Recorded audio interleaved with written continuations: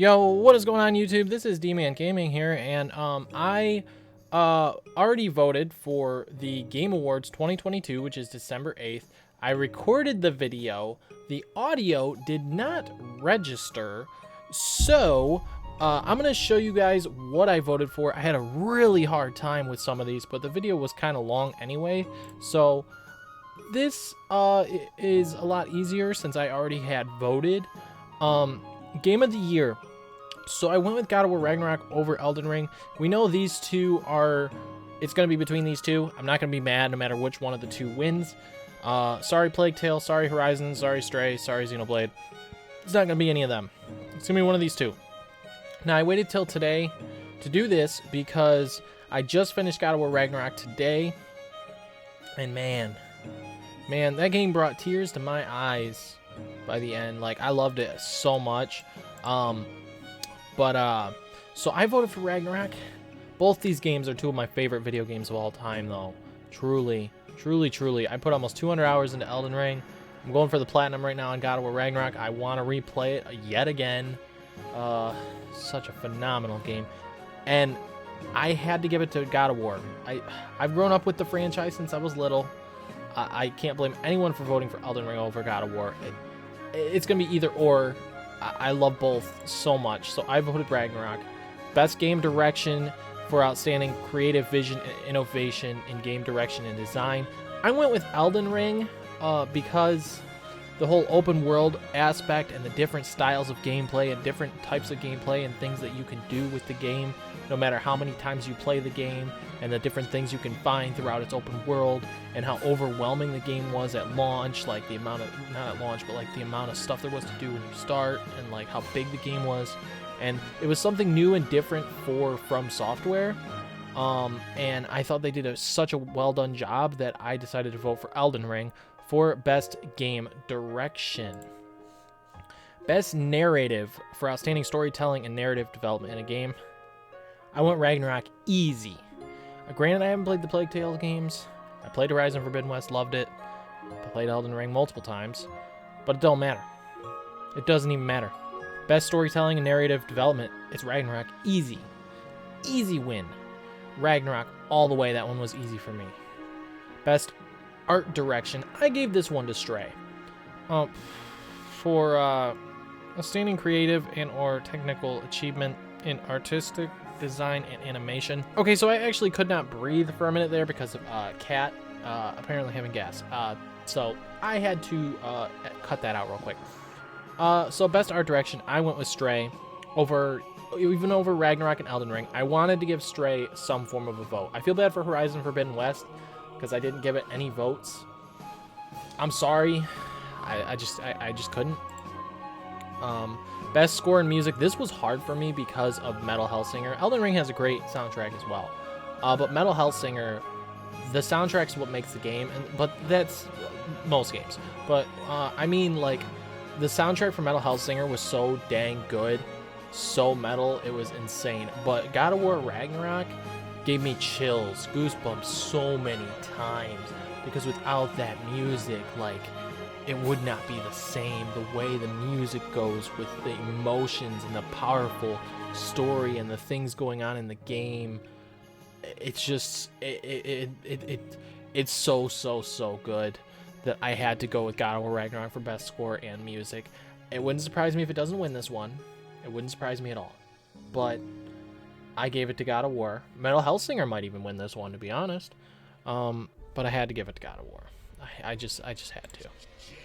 Best audio design, God of War Ragnarok and Elden Ring are on this list, and Horizon, but Modern Warfare 2 all the way. Easy for best audio design. Its audio design is crazy freaking good. So I went with Modern Warfare 2 for that vote, 100%. Best performance. This was hard for me because it has both Christopher Judge, which plays Kratos, and Sonny Suljic, which plays Atreus. I had a hard time between these two. I wasn't going to vote for anyone else. I'm sorry for them. But I think in 2018, Christopher Judge actually won the award for best performance. And the kid who plays Atreus who is now a teenager, really went all out for this role this time. He absolutely crushed it as Atreus this time around compared to the last game. He really went all out with this role, and he even actually had his own creative ideas this time around too, whereas last time he was just a little 10-year-old kid. You know, this time he was like 14 in real life and in the game or whatever, and he really gave new ideas for Atreus, new lines that he thought of in his head, new creative ideas, and he really went all out for this role. So I wanted to give it to him over Kratos, and in a way I hope he does win over Christopher Judge. But I wouldn't be upset with, well, I wouldn't be upset with any of them. They all are very talented people. But Atreus himself got my vote there. Games for Impact, I didn't know any of these really, so I just voted for whatever. Best ongoing, I decided to go with Genshin. Fortnite might end up winning, but I went with Genshin, although Destiny 2 is doing really good too. I could have went with that, but even though I'm not playing it, I know it's got some sick expansions going, but I went with Genshin since I played it the most. Best indie, Stray, easily I went with. Sifu or Neon White could win that though. I mean, Tunic's pretty good too from what I hear. Don't know what Cult of the Lamb is, but Stray all the way for me. Best mobile game, I went Genshin. I mean, forget Apex. Diablo Immortal's the worst game ever made. So Genshin all the way there. Best community support, I decided to go with No Man's Sky. All of these have good community support, but I decided to go with No Man's Sky, even though I haven't played it in a long time. Innovation and accessibility, which is recognizing software and or hardware that is pushing the medium forward by adding features, technology, and content to help games be played and enjoyed by an even wider audience. Okay, so I went with God of War Ragnarok, and the biggest reason why is because they made like a 10-minute video on accessibility for this game, and maybe Last of Us Part 1 has it as well, I don't know. But they made a video on this game's accessibility and talked about all the features and having so many handicapped people to be able to play this no matter what their issue is, whether it be deaf in one ear, missing an arm, missing a leg, not a leg, but you name it, anything mentally handicapped people. They added so many different features and settings in God of War Ragnarok that is so highly impressive. Last of Us Part 1 might have it as well, because Last of Us Part 2 did, and Part 1 Remake might. But I had to go with Ragnarok for this because the video they made really was like, whoa, yeah, they put everything in there for accessibility for any type of gamer out there, and I think that's truly pretty awesome. Best VR AR, I didn't play any of these. I heard Among Us VR was pretty good, so I voted for that. What the heck. Best action game, this was hard for me because I hadn't played Bayonetta 3 yet because there's so many video games coming out, so much going on in the gaming world right now. Modern Warfare 2, definitely not for action. Neon White looked kind of interesting. So it was between Sifu and Ninja Turtles, really, even though I'd love to give it to Bayonetta 3. Turtles looks so fun, but I decided to give Sifu a vote, even though I personally haven't played it. I've watched people play it. It looks pretty good, pretty solid. Best action adventure, I went with God of War Ragnarok because it says, for best action adventure game combining combat with traversal and puzzle solving. Let me tell you, the puzzles, yeah, there's something. I kind of wanted to go with Stray or Horizon, but I was like, well, God of War. I'm sorry. Best RPG, I like that Pokemon Legends Arceus is in here. I haven't played any of the other three, but I went with Elden Ring because it is, out of all these, it's one of my favorite games of all time, so it's definitely best RPG of the year in my eyes. Best fighting, now I mentioned King of Fighters 15 and DNF Duel. I have not played them. I watched a little bit of Maximilian Dude play them a little bit, and one or two other people, but again, I've never been huge on them. King of Fighters I do think is cool though. The JoJo game, this is a remake or whatever, I did not, I played the original version, not the new version of the JoJo game, and Sifu's on here for some reason, but I voted for Multiverses because I really like Multiverses. I think it's pretty cool, so Multiverses for me. It might end up winning. Best family game, now the reason why I went with Nintendo Switch Sports is because, okay, Kirby's a single player game, Lego Star Wars is 2-player, Mario Rabbids, I'm not for sure if it's more than 2-player. And then Splatoon 3 is online only, and I figured best family game is Nintendo Switch Sports because you can all play together in person and stuff, you know. I figured that is best to choose for best family in that category. Best sim strategy, Mario Rabbids is the only one I actually know, so I click that. Best sports racing, Gran Turismo, because I'm not a sports game person, so Gran Turismo 7 all the way.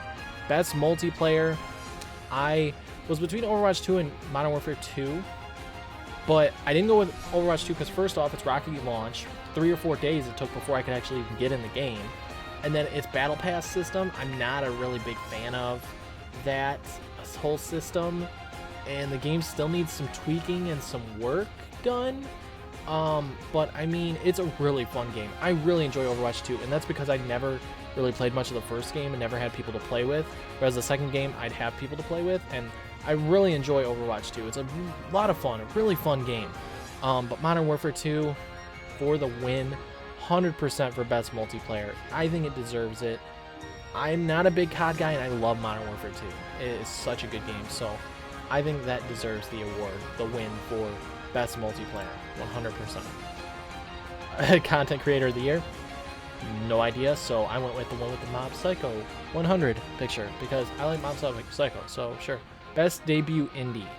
I heard Tunic's great, Neon White I heard's great. I don't know the other two. I went with Stray all the way because that's the one I actually played.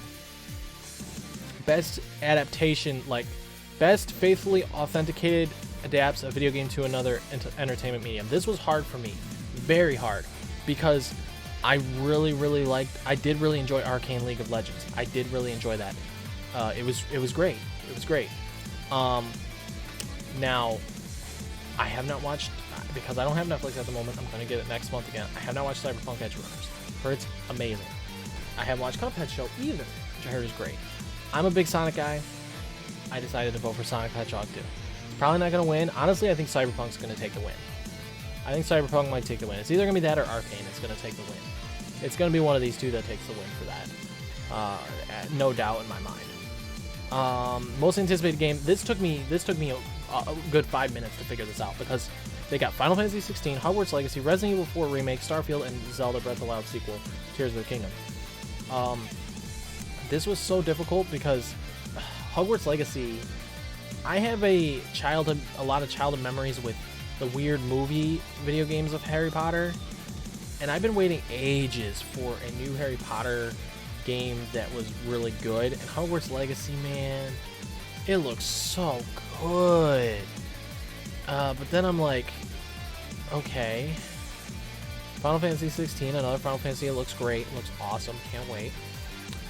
Starfield, probably gonna be buggy at launch or whatever, but it'll probably at least be fun. You know, it's gonna be on Game Pass, so I'll check it out. But between these two, more than anything, Resident Evil 4 Remake. I've been a big fan of Resident Evil for years, and I played RE4 all the way through finally for the first time earlier this year, because I never played all the way through. I played it when I was younger and stuff, blah, blah, but I never played all the way through. And man, but then I was thinking, I was like, what was one of my first game franchises I ever got into as a kid?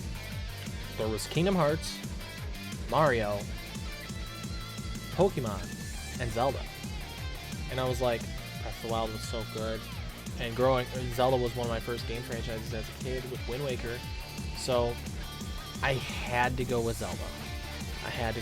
This was a really hard vote. Let me know what you guys think.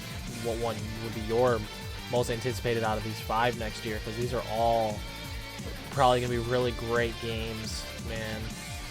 Starfield, I hope, is great anyways. The other 4 for sure, no doubt, are going to be great. Starfield, I hope, is great, but we'll see how that game goes. Best esports game. Okay, the reason why I went with the Valorant is because I had some fun memories with Valorant this past summer. I kind of liked it. The other ones I never really played at all. I played CSGO slightly. Rocket League I did play quite a bit actually back in the day, but I went with Valorant this year for that. Best esports athlete, I voted random. Esports team, random. Esports coach, random. Esports event, I went with Evo, because I don't really care about the rest. Evo, I really enjoy.